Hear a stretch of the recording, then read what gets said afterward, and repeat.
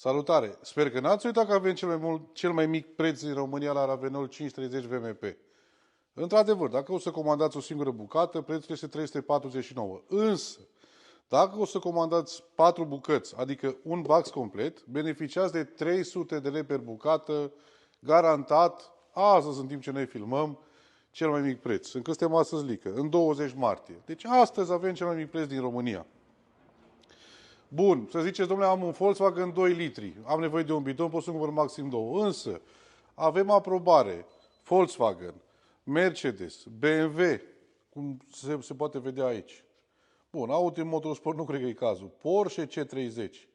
Și este un ulei aceea C3. Dacă o să vă uitați în manualul Dacia, aici vorbim de Logan, tot ce e 1.5 de cei Duster, o să vedeți că puteți pune uleiul 5W30 cu aprobare cu norma aceea C3. Dacă o să folosiți configurator, o să puteți vedea că la Dacia se recomandă inclusiv VMP.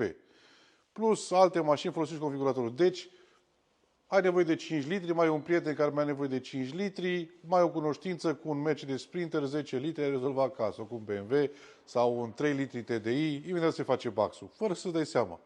Beneficiați de transport gratuit în ideea în care sunteți în area de 20 de km pe lângă Fan Courier. Și să nu uităm, aveți 10% la reducere la pachet de filtre, adică trebuie să comandați 4 filtre. Ulei, aer, combustibil, Habitaclu, MAN, Male, Bosch, Hengst, ce vreți voi. Nu avem nicio problemă, pentru că brandurile nemțești merg bine și fac casă bună cu Ravenol Made in Germany. Vă salut!